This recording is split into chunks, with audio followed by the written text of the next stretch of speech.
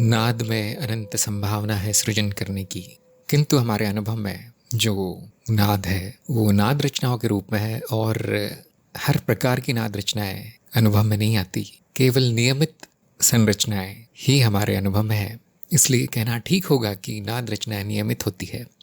यदि अनियमित हो तो उसे रचना नहीं कहा जाएगा, बस बिखरा हुआ नाद कहा जाएगा और उसका अनुभव होना ना होना बराबर है। उसका कोई अर्थ नहीं निकलेगा, उसे इंद्रियां कुछ कर नहीं पाएंगी, उसका कुछ बता नहीं पाएंगी। तो परिणाम यह है कि नाद रचनाएं नियमित संरचनाएं हैं और एक बड़े अनंत स्मृति के सागर में पाई जाती हैं, जिसे हम विश्व स्मृति कहते हैं। सभी नाद रचनाएं परिवर्तनशील है, क्योंकि नाद से बनी है, परिवर्तनशील होना ही है उनको, किंतु वो परिवर्तन नियमित होता है। परिवर्तन होने के बाद बुद्धि के द्वारा पहचाना जा सकता है कि क्या परिवर्तित हुआ होगा। परिवर्तन क्रमशः होता है, न कि अनियमित रूप से। ये नाद रचनाओं की खासियत है। अनुमान भी लगाया जा सकता है कि एक नाद रचना परिवर्तित होने के बाद उसका रूप क्या हो जाएगा। जब इस तरह की नाद रचनाएं जो नियमित है और जिनमें परिवर्तन होने के बाद भी नियमित परिवर्तन होता है, उनके समूह को हम कहेंगे वस्तु। वस्तु में यह गुण है कि वो स्थायी प्रतीत होती है। ऐसा इसलिए है क्योंकि जिन नाद रचनाओं से वस्तु बनी है वो नियमित रूप से परिवर्तित होती है और हमारी बुद्धि को ये अनुमान लगाने में परेशानी नहीं होती कि ये वही वस्तु है, बस परिवर्तित हो गई है। जैसे पेड़ है, नाद रचनाओं का समूह है और गर्मी के मौसम में उसके पत्ते गिर जाते हैं, फिर आ जाते हैं, या फिर फूल उसमें आ जाते हैं। लेकिन हमारी बुद्धि कहती है कि ये वही पेड़ है, उसमें कुछ शाखाएं काट दी जाएं या कुछ नई शाखाएं उसमें उगाएं, तो भी बुद्धि कहेगी ये तो वही पेड़ है, क्योंकि यहाँ परिवर्तन क्रमशः हो रहा है और नियमित हो रहा है, अनुमानित हो रहा है। यदि वो पेड़ क्षण भर में हाथी में बदल जाए और वो हाथी पक्षी बनकर उड़ जाए, अब यहाँ पर बुद्धि चलना बंद हो जाएगी। क्या हो रहा है वो समझ में नहीं आएगा। ये वस्तु है क्या, वो उनका कोई ज्ञान नहीं होगा। वस्तु स्थायी प्रतीत होती है क्योंकि नियमित है। उनके आधार में जो नाद रचना है वो नियमित है। जैसा कि हम जानते हैं कि कोई भी वस्तु छोटे भागों से मिलकर बनी है और छोटे भाग और छोटे भागों से मिलकर बने हैं और अंत में नाद रचनाएं मिलती है और उस सबसे अंत में नाद मिलता है, द्वैत नाद। जब नाद रचनाएं बदलती हैं तो नियमित रूप से बदलती हैं, और यदि वो चक्र में बदलने लगे, बार बार दोहराने लगे, तो हम उसे नाम देते हैं प्रक्रिया। अब वो वस्तु ना रहकर प्रक्रिया हो जाती है। अब उसमें स्थायित्व तो नहीं होता। कुछ प्रक्रियाएं बहुत धीरे बदलती हैं, चलती हैं, कुछ बहुत तेज चलती है जो कि इंद्रियों के भी पहुंच के बाहर है। यही प्रक्रियाएं इन नाद रचनाओं का सृजन करती है, उनको बनाती है। अनियमित नाद रचनाओं से नियमित करती हैं, समायोजन करती है, यानी उनको जमाती है, और नियंत्रण भी करती कि वो नाद रचना किस प्रकार बदलेगी, उसका उपयोग क्या है, उसका प्रयोजन क्या है। ये सब प्रक्रियाओं द्वारा निर्धारित होता है। और एक वस्तु में संरचना भी मिलती है और प्रक्रियाएं भी मिलती हैं। जितनी जटिल वस्तु होगी उतनी जटिल प्रक्रियाएं उसमें देखने को मिलती हैं। जैसे फिर से पेड़ का उदाहरण लें तो उसमें एक रचना तो आपको दिखेगी, जो कि उसकी शाखाएं हैं और पत्ते हैं, फल फूल आती हैं, वो रचनाएं आपको दिखेंगी। लेकिन प्रक्रियाएं भी दिखेंगी, जैसे वृद्धि की प्रक्रिया, पेड़ बढ़ रहा है, या नियमित स्थान पर, अनुमानित स्थान पर ही पत्ते आते हैं, जड़ों में पत्ते नहीं आएंगे, या सूर्य प्रकाश से भोजन बनाने की प्रक्रिया। इस तरह की कई प्रक्रियाएं उस रचना में चल रही हैं और एक वस्तु है, और इन प्रक्रियाओं के कारण बड़ी नियमित हो गई है, लाभकारी, उपयोगी हो गई है वो वस्तु। एक और सरल, बहुत सरल उदाहरण ले तो वायु। वायु में न कोई विशेष रचना है, दिखाई भी नहीं देती, केवल एक सागर है अणुओं का, और उसमें दो चार ही प्रक्रियाएं चल रही हैं, जैसे कि गर्म हवा का ऊपर उठना, ठंडी हवा का नीचे गिरना, और वेग, तेज गति से चलना।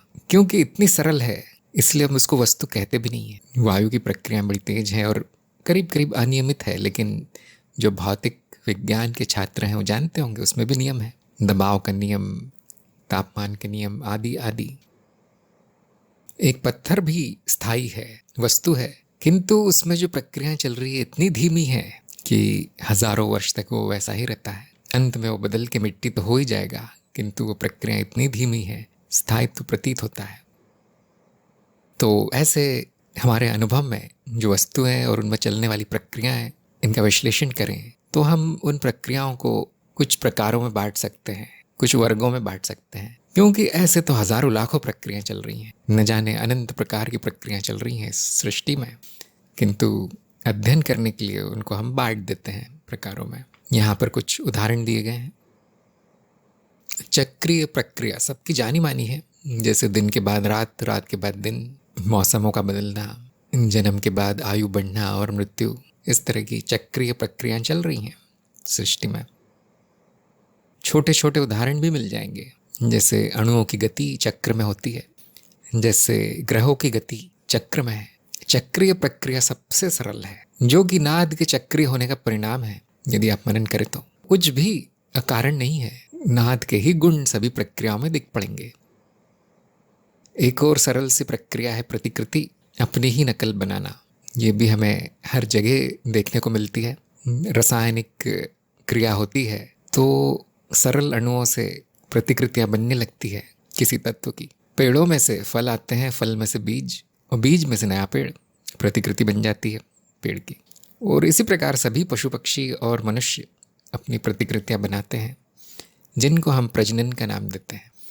प्रजनन स्मृति की जो वृत्ति है प्रतिकृति बनाने की, उसी का परिणाम है। इसके अलावा संयोजनकारी प्रक्रिया मिलती है, जिसका मतलब है कि वो अपना संयोजन स्वयं करती है, स्वयं संगठन करती है। जैसे रेगिस्तान में तेज हवा चलती है और रेत को बहुत सुंदर रूपों में गढ़ देती है, ये अपने आप हो रहा है, स्वयं संगठन हो रहा है। और ये जैविक पदार्थों में बहुत स्पष्ट देखने को मिलता है। सारी कोशिकाएं अपना स्वयं संगठन करती है, प्रतिकृति बनाती है, फिर से करती हैं। इस तरह से वो चक्र में प्रक्रिया चलती रहती है। पेड़ अपना भोजन स्वयं बनाते हैं और वृद्धि होती है उनमें, कोई किसी और को नहीं करना पड़ता। और संगठनकारी प्रक्रिया ये वो है जो किसी दूसरी वस्तु का संगठन करती है। जैसे कारखाने में कोई वस्तु बनाना, कोई और संगठन कर रहा है उसका। जैसे एक कार्यालय को चलाना, जैसे चींटियों द्वारा बिल बनाना। तो जहाँ पे कारण मिल जाता है संगठन का, उसे संगठनकारी कहेंगे।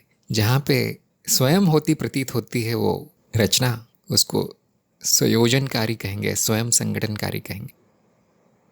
इसके अलावा एक और प्रक्रिया चल रही है जिसे हम कहते हैं स्वसमान प्रक्रिया, जो अपने ही बड़े भाग का प्रतिरूप है, छोटा प्रतिरूप। जैसे आप देखेंगे कि पत्तियों में शाखाओं का छोटा प्रतिरूप दिखता है उनकी नसों के रूप में। वहाँ पर भी उनकी रचना वैसी हुई है जैसे शाखाओं की हुई है, थोड़ी अधिक नियमित है और थोड़ी छोटी है। इसे हम कहते हैं स्वसमान प्रक्रिया। इसी प्रकार एक देश का व्यवहार उसके देशवासियों के व्यवहार में झलकता है। सभी लोग जो करते हैं वो एक व्यक्ति करता है, स्वसमान प्रक्रिया। बाध्य प्रक्रिया वो है जिसमें कि एक प्रक्रिया दूसरी प्रक्रिया का निर्धारण करती है कि वो कैसे चलेगी। इसमें बहुत सारे यंत्र आ जाते हैं और घड़ी इसका बहुत अच्छा उदाहरण है, जिसमें कि सेकंड का कांटा मिनट के कांटे को बाध्य करता है कि वो 60 बार घूमने पर वो एक कदम आगे बढ़ता है। ये बाध्य प्रक्रिया। कलनीय प्रक्रिया वो है जिसमें कि छोटे छोटे नियमों की श्रृंखला एक के बाद एक परिवर्तन करती है। इसके बारे में हम पहले बात कर चुके हैं। और इसमें बहुत सारी प्रक्रियाएं मिली सी दिखाई पड़ती है, मिली जुली एक कार्यक्रम की तरह चलती है वो प्रक्रियाएं। यह है कलनीय प्रक्रिया। सबसे अच्छा उदाहरण आपका कंप्यूटर है, उसमें यही प्रक्रियाएं चल रही हैं। या जब आप एक दैनिक कार्य करने जाते हैं, जैसे बाजार में कुछ खरीदना है, तो वो कलनीय प्रक्रिया है। पहला काम जेब में पैसे रखना, दूसरा काम क्या खरीदना है उसकी सूची, तीसरा काम कैसे जाना है गाड़ी से, पैदल, आदि आदि, कौन सी दुकान में जाके क्या खरीदना है। ये छोटे छोटे कार्य एक के बाद एक तार्किक रूप से जमे हुए प्रतीत होते हैं। यह है कलनीय प्रक्रिया। ऐसी बहुत सी प्रक्रियाएं प्रकृति में मिलती हैं। एक प्रक्रिया है परिवर्तनकारी, जिसमें कि किसी वस्तु का पूरी तरह परिवर्तन कर दिया जाता है किसी और वस्तु में। जैसे कीड़े में से तितली का बनना परिवर्तनकारी प्रक्रिया है। जैसे गर्भ में शिशु का बनना, जो कुछ कोशिकाओं से शुरू होता है, पूरा मनुष्य रूप लेता है, परिवर्तनकारी प्रक्रियाएं। इसके अलावा सूचक प्रक्रियाएं हैं जो केवल सूचना भेजने का कार्य करती है किसी और प्रक्रिया के काम के लिए। सबसे अच्छा उदाहरण है कि जब आपके शरीर में कहीं दर्द होता है तो वो दर्द केवल सूचक प्रक्रिया है जो आपके शरीर को सूचित करती है कि कुछ टूट फूट गया है, कुछ कट गया है, कुछ हानि हुई है शरीर की। इसी प्रकार जब स्कूल की घंटी बजती है तो सब घर की तरफ भाग जाते हैं बच्चे। एक वो घंटी सूचक प्रक्रिया है कि अब छुट्टी हो गई है। इसी प्रकार प्रेरक प्रक्रियाएं होती हैं। एक प्रक्रिया दूसरी प्रक्रिया को शुरू कर देती है। जैसे कोई अपमान करे तो गुस्सा आ जाना, वो गुस्से का प्रेरक है अपमान की प्रक्रिया। अनुकरणीय प्रक्रिया वो होती है जो प्रक्रिया वास्तविक है उसका अवास्तविक रूप होती है। जैसे यदि आपको बाजार जाना है कुछ खरीदने और केवल आप कल्पना करें मन में कि जेब में पैसे रखे हैं और फिर आप जा रहे हैं और फिर कुछ खरीद रहे हैं, ये जो मन में जो प्रक्रिया चली है वो वास्तविक प्रक्रिया का अनुकरण है। और ये विज्ञान में बहुत काम आता है कि वास्तविक वस्तु कैसे कार्य करेगी उसका पहले अनुकरण बना लिया जाता है, छोटा मॉडल बना लिया जाता है। यह है अनुकरणीय प्रक्रिया।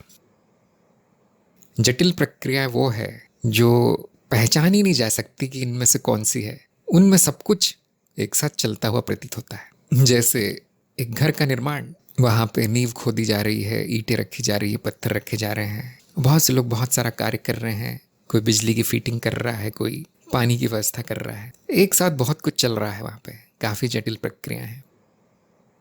यौगिक प्रक्रिया वो होती है जहाँ पर कई प्रक्रियाएं स्वतंत्र रूप से चल रही होती हैं। कभी कभी यौगिक और जटिल में भेद करना कठिन हो जाता है। जैसे पेड़ पर पत्तियों का उगना, सभी पत्तियां स्वतंत्र रूप से उग रही हैं, लेकिन संपूर्ण वृद्धि यौगिक प्रक्रिया है, प्रक्रियाओं का योग है। और अंत में विनाशकारी प्रक्रिया वो है जो जटिल नाद रचनाओं का सरल नाद रचनाओं में परिवर्तन कर देती है। संगठनकारी का ठीक विपरीत विनाशकारी। और इसके बहुत से उदाहरण आपको मिल जाएंगे, क्योंकि जब विनाश होता है तो सभी का ध्यान जाता है उस तरफ। और सबसे बड़ी विनाशकारी प्रक्रिया है मनुष्य के लिए मृत्यु। आप इनको अपने अपरोक्ष अनुभव से अपने आसपास होता हुआ देख सकते हैं। सारी प्रक्रियाओं को, इनका प्रमाण ढूंढने का प्रयास कीजिए। कहाँ पर कौन सी प्रक्रिया हो रही है जानने का प्रयास कीजिए और आपको साफ साफ दिख जाएगा। अब वस्तुएं और उनमें होने वाले नियमित परिवर्तन इतनी बड़ी पहेली नहीं रह गए। अब आप जान गए होंगे इसका रहस्य कि नाद कैसे जटिल से जटिलतर होता जाता है और स्वयं संगठन के द्वारा कैसे संगठित होता जाता है, कैसे उसमें प्रक्रियाएं चलने लगती है जो कि बड़ी सरल सी होती है लेकिन आपस में मिलकर बहुत जटिल अनुभव पैदा करती है। जैसा कि अनुमान लगा ही लिया होगा कई लोगों ने कि ये प्रक्रियाएं भी एक के बाद एक चल सकती हैं या एक साथ परस्पर निर्भरता के साथ चल सकती हैं। यदि ये प्रक्रियाएं क्रमबद्ध रूप से चलने लगे और दोहराने लगे, क्योंकि प्रक्रियाओं का स्वभाव है दोहराना, तो हम उसे वृत्ति कहते हैं। जो बार बार चले, वृत्त में चले और अर्थपूर्ण तरीके से चले, उसे वृत्ति कहा जाएगा। और ये कई प्रक्रियाओं की एक तार्किक श्रृंखला होती है वृत्ति, और कई प्रक्रियाएं एक साथ भी चल सकती हैं। और जैसा कि स्पष्ट है, वृत्ति में एक दिशा दिखाई देती है, बिना किसी कारण के चलती हुई नहीं दिखती वृत्ति, या उसका एक लक्ष्य प्रतीत होता है कि ये वृत्ति इस कारण चल रही है। इस वृत्ति का प्रयोजन ये है, इस वृत्ति का लक्ष्य ये है। जैसे पक्षी घोंसला बनाते हैं, एक वृत्ति है, वो बार बार दोहराती है और हमें इसका एक लक्ष्य भी दिखाई देता है, इसकी दिशा दिखाई देती है कि अकारण नहीं हो रहा है। इसी प्रकार भूख लगने की वृत्ति है शरीर में, बार बार दोहराती है और ठीक वही कार्य होते हैं हर बार। इसी प्रकार बहुत सारी मानसिक वृत्तियां चलती हैं, जिसमें मनुष्य के लिए सबसे महत्वपूर्ण है अहम वृत्ति, जो बार बार वस्तुओं को मेरा कहती है, शरीर को मैं कहती है। इसका बहुत महत्व है अध्यात्म में। ये वृत्तियां भी आपस में जुड़ जाती है, तार्किक रूप से समूह बना लेती हैं, और इन परस्पर निर्भर वृत्तियों के समूह को हम कहते हैं जीव। अब ये इतना जटिल हो गया है, इतनी जटिल रचना हो गई है कि इसमें बुद्धिमत्ता तक दिखने लगती है कि जीव क्या कर रहा है। वो कई वृत्तियां उसमें चल रही है, किंतु हम पहचान सकते हैं कि वो कुछ कर रहा है। यदि उसमें कुछ गति है तो क्यों है। और जीव में भी लक्ष्य और दिशा प्रतीत होती है, और सभी जीवों में एक ही लक्ष्य दिखाई पड़ता है, वो है उत्तरजीविता। उत्तरजीविता ही मूलभूत वृत्ति है, उससे बड़ी वृत्ति नहीं है। उत्तरजीविता अर्थात 3 तरह की मुख्य वृत्तियों का चलना, जो है रक्षण, भक्षण और प्रजनन। ये है उत्तरजीविता की मूलभूत वृत्ति, जिसका कि प्रमाण आपको हर जगह मिल जाएगा। रक्षण, भक्षण अर्थात स्वयं संगठन, वृद्धि, प्रजनन अर्थात प्रतिकृति, और इसमें असंख्य प्रक्रियाएं देखने को मिल जाती है, असंख्य वृत्तियां देखने को मिल जाती है इस उत्तरजीविता की वृत्ति में। पेड़ पौधों से लेके कीड़े मकोड़ों से लेके बुद्धिमान से बुद्धिमान मनुष्य यही कर रहा है। सभी जीव इसी वृत्ति में लीन है। इसका आप अप्रोक्ष अनुभव ले सकते हैं और तर्क के द्वारा ये कहा जा सकता है कि ऐसा क्यों है। जीव वृत्तियों के कारण है, वृत्तियां प्रक्रियाओं के कारण है जो कि नियमित होती हैं, और प्रक्रियाएं नाद रचनाओं में नियमित परिवर्तन मात्र है। नाद रचनाएं नाद है, तो जो सरल सा था वो इतना जटिल हो गया। अब सृजन की सारी प्रक्रिया आपके सामने स्पष्ट है, अब कोई रहस्य नहीं बचा। अब ये जानना कठिन नहीं है कि आपके आसपास जो अनुभव हो रहे हैं वो क्यों हो रहे हैं, वही घटनाएं क्यों हो रही हैं। जीव भी आपस में मिल जाते हैं और समाज का निर्माण होता है, और समाज की भी मूलभूत वृत्ति उत्तरजीविता की ही वृत्ति है। जब एक देश पूरी सेना जमा करके दूसरे पे आक्रमण कर रहा है, वो है रक्षण। जब आपके संपूर्ण देश में तरह तरह की फैक्ट्रियां हैं, कृषि और खनिज का काम हो रहा है खदानों में, ये भक्षण है।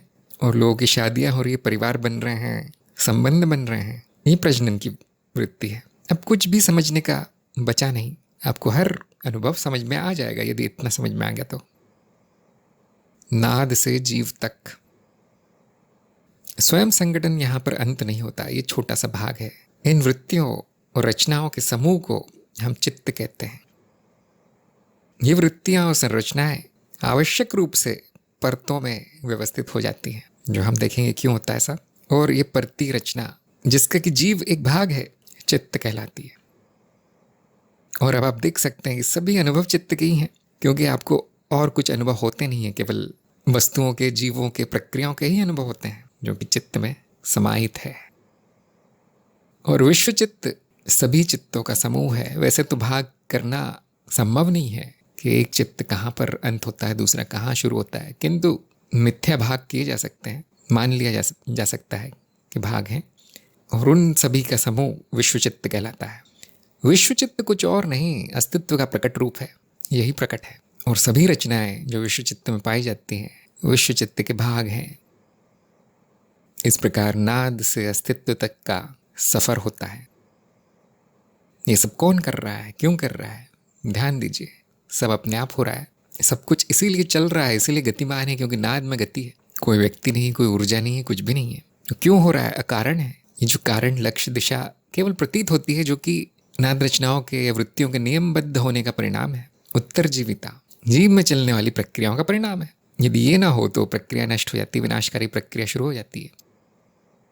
और सब कुछ वृत्त में चल रहा है, जो कि नाद के चक्री होने का परिणाम है। जो छोटा है वही बड़े में दिखता है, और जो बड़ा है वो छोटे में दिखता है। यह है स्वसमानता का नियम, जिसके बारे में हम और बात करेंगे।